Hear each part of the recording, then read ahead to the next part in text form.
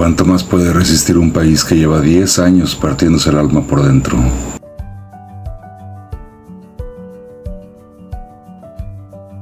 Cada día que seguimos peleando, la revolución se convierte en venganza.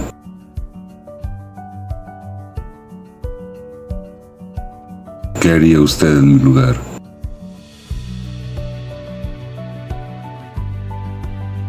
General Francisco Villa. No le escribo como enemigo, ni como vencedor. Le escribo como mexicano, como un hombre que ya ha enterrado demasiados hermanos.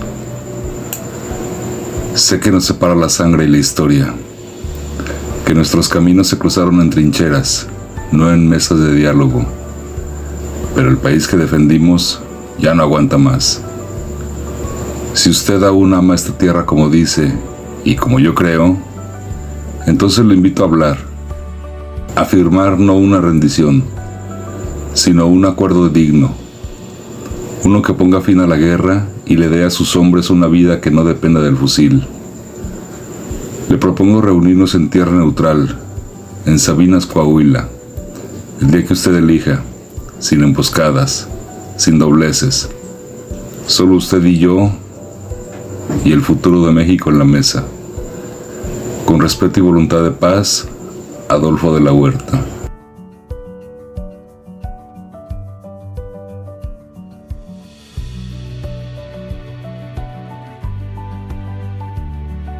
Le escribo como mexicano, como un hombre que ya ha enterrado demasiados hermanos. ¿Qué? ¿Noticias del gobierno? De la Huerta. Quiere que firme la paz. ¿Y le vas a creer? No, pero también yo estoy cansado de enterrar a los míos. Nos están ofreciendo rendición disfrazada de tregua. Tal vez. O tal vez se dieron cuenta que ya no hay revolución si solo quedan fantasmas.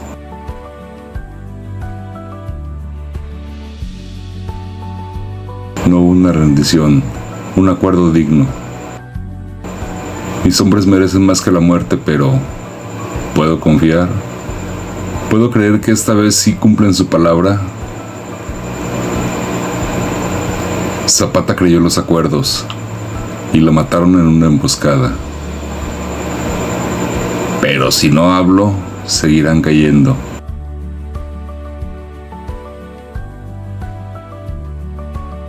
Fui bandido, fui general, fui leyenda para unos, demonio para otros. ¿Y ahora qué soy?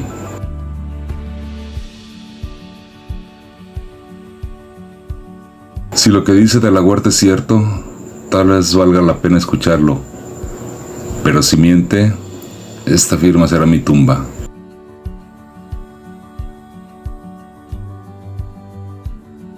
Llévale esto a De la Huerta. Dile que lo veré, pero bajo mis condiciones. Que no me reciba con soldados ni con discursos. Sí, señor, ¿qué le digo que va a llevar? Nada. Solo la verdad. Pero dile que si es trampa, yo mismo haré que el norte arda otra vez.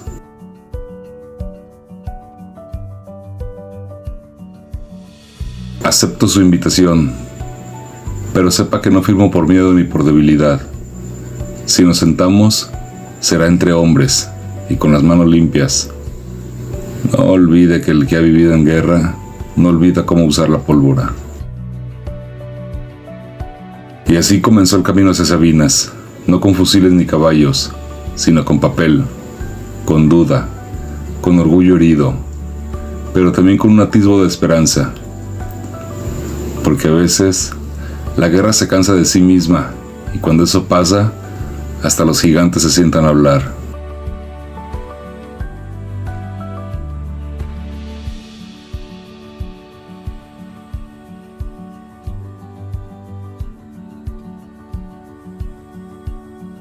Señor, el general Villa cabalga rumbo a Sabinas. Debería descansar unas horas. ¿Descansar? ¿Y cómo se le hace cuando uno trata de convencer a un huracán que firme la paz? Hoy lo que está en juego no es un pacto, es la última oportunidad de no fallarle a este país.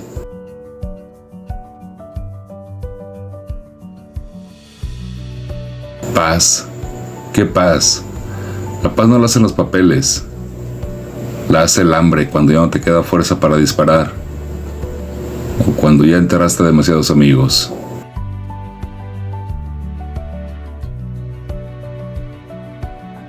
Gracias por venir, general. No lo hice por usted. Lo hice por los míos y porque el polvo ya no me deja ver quién disparó primero.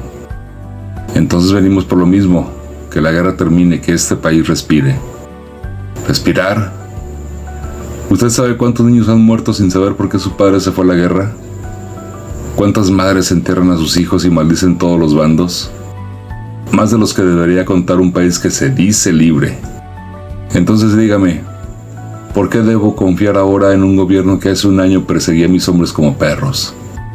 Porque este no es el mismo gobierno y usted tampoco es el mismo hombre. ¿Y qué me ofrece exactamente?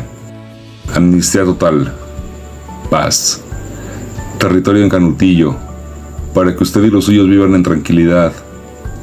Nada de cárcel, ni fusilamientos, ni humillaciones. ¿Y ustedes qué ganan? ¿Un Pancho Villa silenciado? Ganamos un país con un muerto menos al día. Usted no es el enemigo, Villa. El enemigo es la guerra eterna. Yo no soy un político de la Huerta.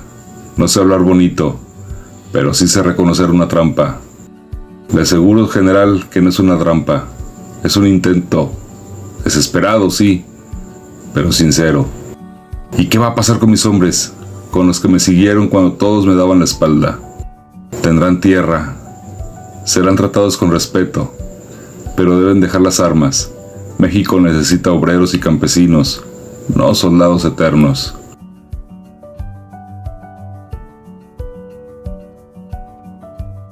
¿Usted sabe lo que es tener que enterrar a su mejor amigo con sus propias manos?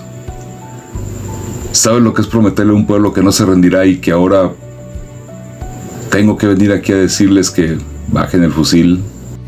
Sé lo que es ver cómo un país se muere de miedo.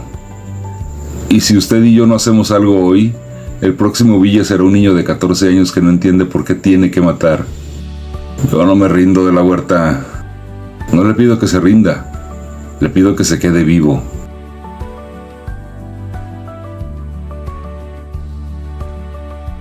Mi madre me escribió esta semana.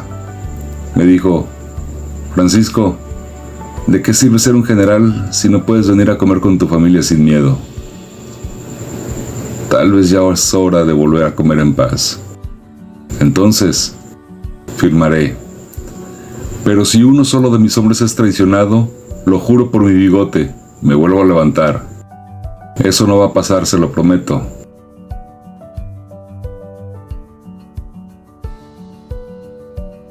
La guerra se acabó.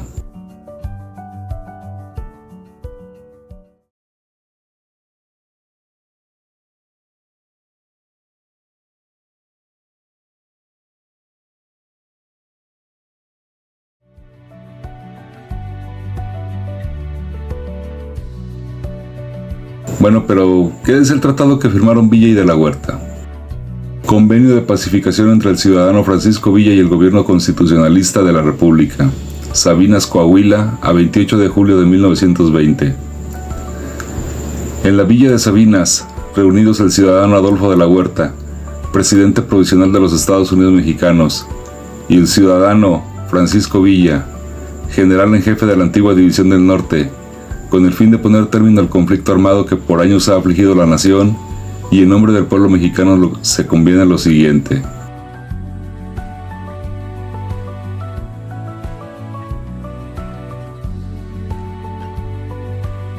Al ciudadano Francisco Villa se le obliga, a partir de la firma del presente convenio, a cesar en toda actividad armada contra el gobierno constitucionalista, comprometiéndose a no volver a tomar las armas ni a incitar a la rebelión por motivo alguno.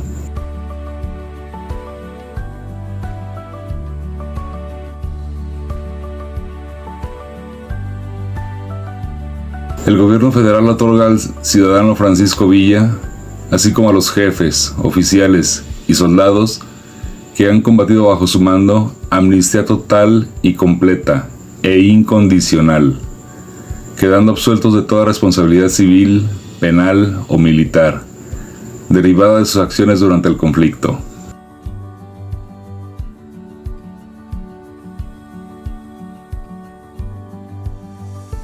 Se garantiza al ciudadano Villa y a sus hombres el libre tránsito por el territorio nacional, así como la inviolabilidad de su persona y bienes.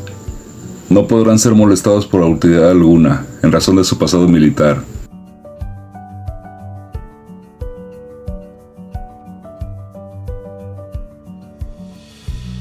El gobierno federal hará entrega al ciudadano Francisco Villa y a los hombres que deseen acogerse a este acuerdo de la hacienda de Canutillo, ubicada en el estado de Durango, con sus tierras, instrumentos de labor, ganado y derechos correspondientes, para que puedan rehacer su vida en labores del campo.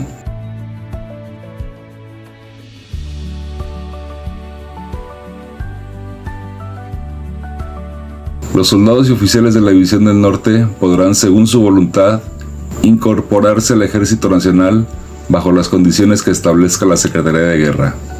Reintegrarse a la vida civil sin persecución ni hostigamiento alguno.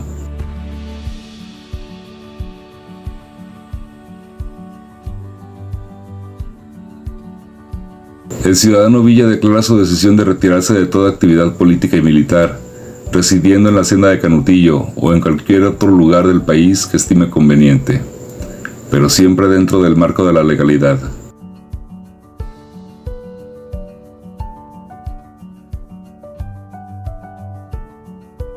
Ambas partes se comprometen a cumplir este acuerdo con honor, buena fe y en nombre de la paz, siendo conscientes del momento histórico que vive la República y del deber superior con la nación.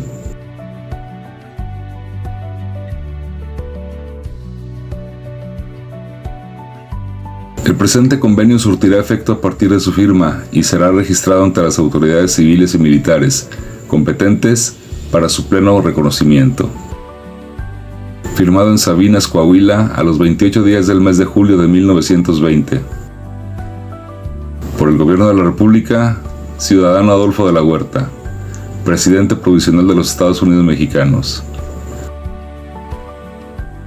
Por la División del Norte, Ciudadano Francisco Villa, General en Jefe. Testigos, Ciudadano Jesús María Garza, en representación del Ejecutivo Federal. Ciudadano Eugenio Martínez, General de Brigada. Ciudadano Felipe Ángeles, en memoria. Y Ciudadano Miguel Silva, firmante civil. La noticia llegó como pólvora mojada. No explotó, solo se deslizó lenta, pero inevitable. Villa se rinde, decían unos. De la Huerta lo compró, decían otros. Pero nadie pudo ignorarlo. La guerra, al menos esa guerra, había terminado. Muchos no entendieron el acuerdo. Otros lo celebraron, algunos lo odiaron. Pero lo cierto es que Pancho Villa vivió 2 años más. Luego, lo alcanzaron las balas. No en una guerra, sino en una emboscada. De la Huerta cayó en el exilio, olvidado, censurado. Pero por un instante, en Sabinas, logró lo imposible. La paz no duró mucho, pero ese día por un segundo, México creyó que podía tenerla.